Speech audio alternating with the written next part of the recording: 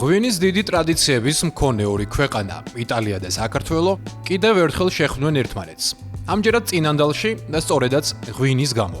წინანდლის მამულში, რომელიც საუკუნეების განმავლობაში ინახავს ქართული კულტურის არომატს და ევროპულ ელეგანტურობას, მსოფლიოს უდიდესი მეღვინეები და სომელიეები შეიკრიბნენ. 7 ნოემბერს აქაურობამ უკვე მესამედ უმასპინძლა ღვინის დიდი ჟიურის საერთაშორისო სიმპოზიუმს. წელს მსოფლიოში სახელგანთქმულმა მეღვინეებმა, სომელიეებმა და ექსპერტებმა გამორჩეული იტალიური ღვინოები დააგემოვნეს და შეაფასეს. სიმპოზიუმზე წარმოდგენილი იყო ისეთი ცნობილი ბრენდები, როგორებიცაა სასიკაია, სოლაია, ჯოვანი როსო და ბევრი სხვა. The celebration of diversity of palate. ჩვენ დღეს აგვზეიმობთ იტალიურ კულტურას. იტალიური ღვინო ხელოვნებაა და არა მხოლოდ. ეს ცხოვრების წესია, ეს ისტორიაა, ოჯახია, განათლებაა. დიდი პატივია აქ ყოფნა და რატომ იმართება ეს ღონისძიება აქ, დიდი ჟიურის, გიორგი რამიშვილისა და Silk Hospitality-ის ორგანიზებით. იმიტომ რომ წინანდლის მამული შესანიშნავი ადგილია, სრულად ადაპტირებული იმისთვის, რომ ჩატარდეს ისეთი ღონისძიებები, როგორიცაა ღვინის დაგემოვნება, მასტერკლასები და პროფესიული დეგუსტაცია. აქ ძალიან მაღალი დონის პროფესიონალები არიან, რომლებიც არა მხოლოდ იტალიურ ღვინოს, არამედ ქართულ ღვინოსაც აგემოვნებენ. ცოტა ხნის წინ ჩვენ გავსინჯეთ ქარვისფერი ღვინო საქართველოდან და დიდი ჟიურის ყველა წევრი აღფრთოვანებული იყო ხარისხით. ეს არის ძალიან დიდი ამბავი საქართველოსთვის და იტალიისთვის, იმიტომ რომ ეს ორი დიდი ღვინის ქვეყანა შეხვდა ერთმანეთს წინანდალში. მოხდა მაგალითად უკვე დეგუსტაციები, ბაროლოს დეგუსტაცია იყო დილას, ეს არის ბრმა დეგუსტაცია, ეს იგივე ბაროლოს ჩემპიონატი ჩაატარო, აი აქ წინანდალში. შეაპარეს ჩვენი ერთ-ერთი საფერავი, ჩვენი ღვინო და მიიღო 99 ქულა. ეს არის პირდაპირი კავშირი ევროპასთან, იმიტომ რომ ღვინო საქართველოსდან დაიწყო და ჩავიდა მერე ევროპაში და აი ეს ისტორიაც აქ კიდევ ერთხელ ჟღერდება. აი ხა ცოტა ხანში ასევე იქნება უკვე ქვევრის ღვინოების ბრმა დეგუსტაცია. European Grand Jury du Vin, ანუ ევროპის ჟიური ქვია, ეს არის ევროპული ჟიური. აი ესენი ჩაატარებენ ქვევრის ღვინის დეგუსტაციას. ყველა წელს ჩვენ გარკვეული დატვირთვა აქვს, ეს არის იტალიური თემატიკა. ჩამოსულია, მე თუ არ ვცდები 22 ესე ვთქვათ, Grand Cru იტალიის ყველაზე ესეც საუკეთესო ღვინის სახლი, თავისი ღვინოთი. ისიც რა არის ესენიც რომ უკვე ჩვენ ღვინოს ხედავენ. ეს დიდი გაცვლა. ესენიც ბევრ რაღაცას სწავლობენ ჩვენგან. ძალიან კარგია რომ ქართველი წარმოებლები არიან, ქართველი ამ ინდუსტრიის ხალხი არიან ჩვენ ღვინის ინდუსტრიიდან და ძალიან კარგი გაცვლა არის ესა რა და ძალიან მნიშვნელოვანია და ეს ჩვენი ღვინო არის, ჩვენი კოდია გენეტიკური და აი ეს რომ ამას ხედავენ ჩვენ რას ვაკეთებთ, როგორ ვაკეთებთ ჩვენ უკვე და ეს ძალიან მნიშვნელოვანია ჩემი აზრით. წელს სიმპოზიუმს განსაკუთრებული სტუმრები ჰყავდა. სილვია იმპარატო, ქალი, რომელმაც რევოლუცია მოახდინა იტალიურ მეღვინეობაში და თავად ალეგრა ანტინორი, მეღვინეების ლეგენდარული ოჯახის 26 თაობის წარმომადგენელი. ყველა მათგანს მსოფლიოში ღვინის კულტურის განვითარებაში უდიდესი წვლილი მიუძღვის. საქართველოში პირველად ვარ, მაგრამ დარწმუნებული ვარ, რომ ეს ბოლო ვიზიტი არ იქნება. რადგან აქაურობა მართლაც საოცარია. სწორედ აქედან დაიწყო ყველაფერი. დაახლოებით 8000 წლის წინ აქ კავკასიაში დაერგო პირველი ვაზი. ძალიან შთამბეჭდავია ასეთი ლამაზი ვენახების ხილვა ამ მთების ფონზე. მართლაც საოცარია.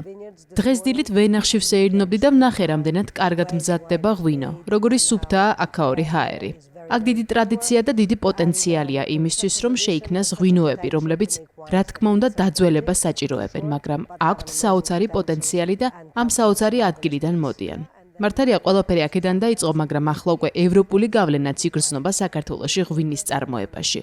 ფიქრობ, როგორც ყველაფერში, რაც ღვინოს უკავშირდება, საჭიროა მოთმინება, დრო, ბუნების დახმარება, რომ ღვინის შექმნის შესაძლებლობა გქონდეს.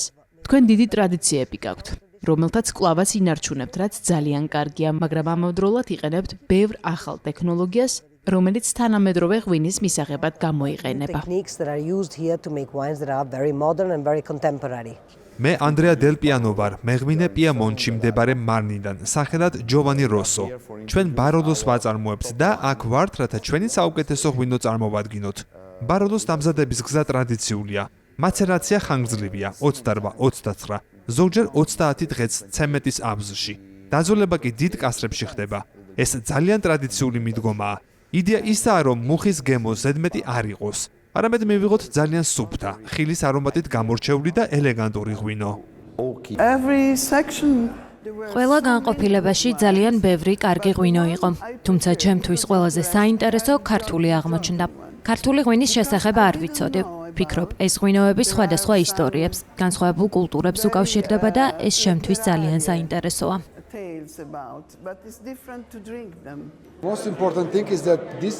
ყველაზე მნიშვნელოვანია, რომ ღვინის მწარმოებლებმა, მეღვინეებმა, ღვინის ექსპერტებმა გამოცდილება გაუზიარონ ერთმანეთს. მაგალითად, ჩვენ გვაქვს ღვინის დამზადების უდიდესი ტრადიცია. სოლერი, ის საუკუნეებს ითვლის. ქართული ღვინის წარმოებასაც 1000-წლოვანი გამოცდილება აქვს, მაგალითად, ქვევრის ღვინის. აკი შეგვიძლია ვნახოთ, როგორ ითანამშრომლებენ ეს ტრადიციები. მე როგორც იტალიის ელჩი საქართველოში, ბედნიერი ვარ, რომ აქ ვიმყოფები იტალიელ და ქართულ მწარმოებლებთან ერთად და ვაგემოვნებ ალბათ მსოფლიოს საუკეთესო ღვინოებს. სიმპოზიუმზე, სადაც მსოფლიო დონის ღვინის ბრენდები იყო წარმოდგენილი, ჟიურის წევრებმა დააგემოვნეს და შეაფასეს ქართული ქარვისფერი ქვევრის ღვინოც. სპეციალისტები ერთხმად აღნიშნავენ, რომ ქართული ღვინის ხარისხი წლიდან წლამდე იხვეწება და კონკურენციას უწევს ცნობილ იტალიურ თუ ფრანგულ ღვინოებს. უკვე მესამე წელია, რაც აქ ქართულ ღვინოს ვაგემოვნებ.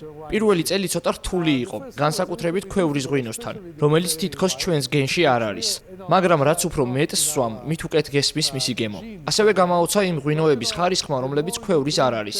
ევროპაში უმეტესად ვფიქრობთ, რომ აქაური ღვინოების უმეტესობა ქვევრებში მზადდება, მაგრამ ეს ასე არ არის.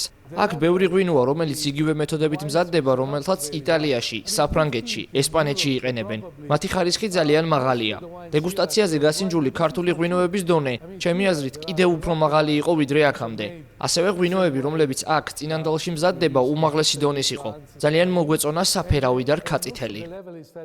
ქართული მეღვინეობა კიდევ და უფრო პოპულარული და ცნობადი ხდება მსოფლიოში, იმიტომ რომ ყველა მისის უკვე პრაქტიკულად, რომ ჩვენ ვართ 8000 წელია ღვინის სამშობლო, მაგრამ ეს რას ნიშნავს, ბევრს კარგად არ ესმის და ყოველი ასეთი ჩამოსვლით ისინი იღებენ ახალ ინფორმაციას. და ეჩვევიან ქართულ ღვინოს. ანუ ადრე თუ იყო თქვა 10 მაგარი ღვინის მწერალი და სპეციალისტი თქვა 10 წლის წინ აქ მარტო წინანდლის მამულზე არ არის ეს ხო საერთოდ ქართულ მეღვინეობაზე არის ვინც იცნობდა ქართულ ღვინოს დღეს ეგეთი 100-ია და არ ვიცი ხა 1000 შეიძლება ხვა მაღალი ნათქვამია მაგრამ ბევრად უფრო მეტია პროფესიონალი. აი ხა ჩვენს წელს უკვე მესამედ გვექნება მაგალითად ქარვისფერი ქვევრის ღვინოების ბრმა დეგუსტაცია რომელსაც გრანჟიური ატარებს და იმათმა უკვე ძალიან ბევრი რამე ისწავლეს ამ წელიწადში არჩევენ ჯიშებს ხვდებიან რა უპირატესობა შეიძლება ამას კონდეს და ასე შემდეგ. შემდეგ კი ერთგვარი ექსპერიმენტი ჩაატარეს მასპინძლებმა. ქართული ქვევრის ღვინო დეგუსტატორებს ისე გაასინჯეს, რომ მათ არ იცოდნენ რა წარმოშობის ღვინოს აგემოვნებდნენ. შედეგმა მოლოდინს გადააჭარბა. ჟიურის წევრები აღფრთოვანებით აღწერდნენ ახალგასინჯული ღვინის გემოვნურ თვისებებს და მას საუკეთესო შეფასება მისცეს. ბრმა ტეისტინგი როცა არის, იქ არის ასეთი წესი, რომ რაღაცა სხვა ღვინოს ურევენ იქა, რომ ვინმე რამე შესაძლოა რომ არ მოვიდეს და იყო ჩვენი იმავე წლის საფერავი და საინტერესო მოხდა ის, რა თქმა უნდა, ყველა მიხვდა, რომ ეს არ იყო ბაროლო, მაგრამ დაუწერეს ძალიან მაღალი ქულები, რასაც საერთოდ არ მოველოდია. მე თვითონ აღფრთოვანდი ამით და ერთმა იტალიელმა ძალიან მაგარმა მეწარმემ, რომელიც კომისიის წევრი იყო, მე ესე დაუწერეო 98 ქულა დაუწერეო და მივაწერეო ბაროლო ატიპიკო. არატიპიური ბაროლო. ანუ ვერევით ამ იმაში ესე სიტყვა როა ქართული მარაკაში რა, რომ კარგი ხარისხის ქართული ღვინო მათთვის აღარ არის აღმოჩენა. გარდა იმისა, რომ სიმპოზიუმზე საერთაშორისო ჟიური ღვინის ხარისხს აფასებდა, 2 დღის განმავლობაში მასტერ-კლასები გაიმართა, სადაც მსოფლიო ღვინის ვარსკვლავები ქართველ მეწარმეებს საკუთარ გამოცდილებას უზიარებდნენ. ქართველი მეღვინეები, როგორც დიდი, ასევე მცირე მარნებიდან საქართველოს ბანკის მხარდაჭერით წელს პირველად უფრო ფართოდ ჩაერთნენ პროცესში. საკუთარი ღვინოები გაასინჯეს საერთაშორისო სტუმრებს და ახალი კავშირები დაამყარეს. ინანგლის ღვინის სიმპოზიუმი ძალიან მნიშვნელოვანია ღვინის კომპანიებისთვის. გამომდინარე იქიდან, რომ ამ ფესტივალის მთავარი აქცენტი კეთდება ხარისხზე და ამიტომ მაგალითად ჩვენი კომპანიიდან წარმოდგენილია საუკეთესო ხარისხის ღვინოები და არა მარტო ჩვენი კომპანიიდან ზოგადად ჩამოსული იტალიიდან ჩამოსული სტუმრებიც ასევე წარმოადგენენ საუკეთესო ღვინოებს, ზოგადადაც დეგუსტაციები ხდება ხარისხის მიმართულებით და ვფიქრობ, რომ დღესდღეობით საქართველოს ბაზრისთვის მნიშვნელოვანია, რომ ჩვენ ყველამ გავაკეთოთ აქცენტი ხარისხზე და არა რაოდენობაზე და ამიტომ ის, რომ ჩვენ მივიდოთ ამ მიმართულებით ძალიან მნიშვნელოვანია. ძალიან მნიშვნელოვანი არის, რომ ევროპა მოდის აქ და აქედან წყდება 2019 წლის ბარალოების ბედი. იყო საერთაშორისო ჟიური, სხვადასხვა ქვეყნიდან ფრანგები, იტალიელები, საუკეთესო მეღვინეები და ამიტომ მე ვარ ამაყი როგორც ქართველი, რადგან მე ვქონდა საშუალება რომ ყოფილიყავი ამ დეგუსტაციაში, მაგრამ წარმოიდგინეთ რამხელა სიამაყი არის ეს ჩვენი ქვეყნის. აქვს საშუალება ჩვენს მეღვინეებს შედარდნენ დეგუსტაციას უტარებს საერთაშორისო ჟიური ჩვენს ღვინოებსაც და მე მგონი ეს არის ერთადერთი სწორი გზა ჩვენი ღვინის განვითარების, რადგან მხოლოდ ხარისხშია წარმატება და დღევანდელი დღე არის ხარისხი.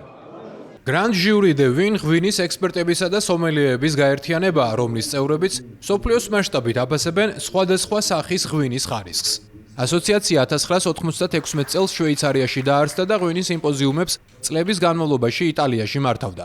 2023 წელს Silk Road ჯგუფის ინიციატივით და საქართველოს ბანკთან პარტნიორობით ღვინის სიმპოზიუმი პირველად გაიმართა წინანდლის მამულში და ყოველწლიურ ტრადიციად დამკვიდრდა.